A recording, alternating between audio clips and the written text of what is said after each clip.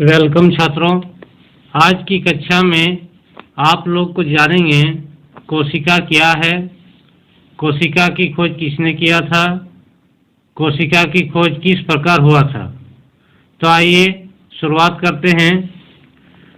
छात्रों, आप अपने आसपास सजीवों को देखते होंगे, पेड़ पौधे घास में रेंगते हुए, कुछ कीड़े, पशु पक्षी और अपने मित्र इत्यादि। आपने विभिन्न प्रकार के मकानों एवं बड़े बड़े भवनों को भी देखा है। आप सभी जानते हैं कि मकान की दीवारें ईंटों की एक दूसरे से जोड़कर बनाई जाती है, जैसा कि आप इस चित्र में देख रहे हैं। ठीक इसी तरह सभी जीव जंतु भी अनेक छोटी छोटी सजीव इकाइयों की बनी होती है। कोशिका की खोज सर्वप्रथम अंग्रेज वैज्ञानिक रॉबर्ट हुक ने 1665 ईस्वी में किया था। उसने सूक्ष्मदर्शी की सहायता से किया था।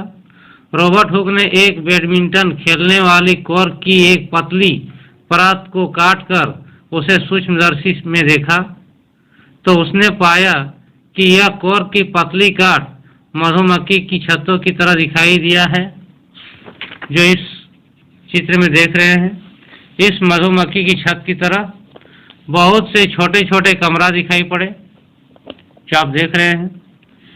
उसने यह भी देखा कि एक कोष्ठ दूसरे कोष्ठ से एक दीवार द्वारा अलग अलग है।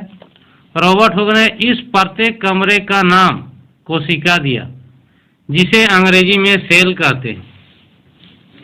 इस चित्र में आप एक प्याज की झिल्ली को देख रहे हैं। ठीक इसी प्रकार कोशिकाओं से मिलकर जीव का निर्माण करता है, जिसे कोशिका कहते हैं। बहुत से ऐसे जीव होते हैं जो एक कोशिका के बने होते हैं, उसे एक कोशिकीय जीव कहते हैं, जैसे अमीबा, यूग्लिना, पैरामीशियम। ये सब एक ही कोशिका का बना हुआ जीव होता है। मनुष्य का शरीर तथा दूसरे जीव जंतु, पेड़ पौधे, ये सभी कई अरबों खरबों कोशिकाओं से मिलकर बने होते हैं। कोशिकाओं की आकृति अनेक प्रकार की होती है, जैसा कि आप इस चित्र में देख रहे हैं। मुर्गी का अंडा एकल कोशिका होता है तथा इसका आकार में बड़ा होने के कारण इसे हम नंगी आंखों से देख सकते हैं। सबसे बड़ी कोशिका शुतुरमुर्ग का अंडा होता है। कोशिका का सबसे बाहर का आवरण या घेरा को कोशिका झिल्ली कहते हैं।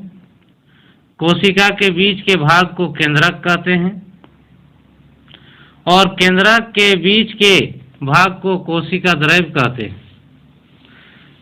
कोशिका में केंद्रक गोलाकार होता है तथा एक कोशिका में प्रायः एक ही केंद्रक होता है और केंद्रक में कोशिका गुणसूत्र, केंद्रक, रंध्र पाए जाते हैं।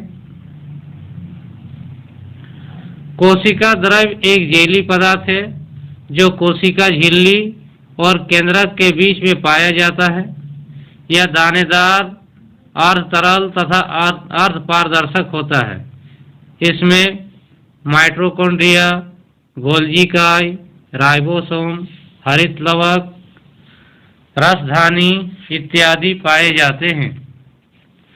छात्रों, इसके बाद आते हैं जंतु कोशिका और पादप कोशिका में अंतर।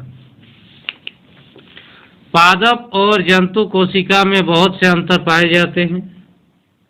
पादप कोशिका में बाहरी भित्ति आवरण का कार्य करती है, जो सेलुलोज की बनी होती है, जबकि जंतु कोशिका में भित्ति नहीं होती है।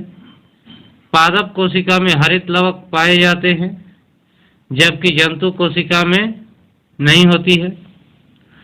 तो छात्रों, आप लोग को अगर मेरा वीडियो अच्छा लगा हो तो सब्सक्राइब करें, ताकि मेरा वीडियो आप लोग तक पहुंच सके। धन्यवाद। जय हिंद।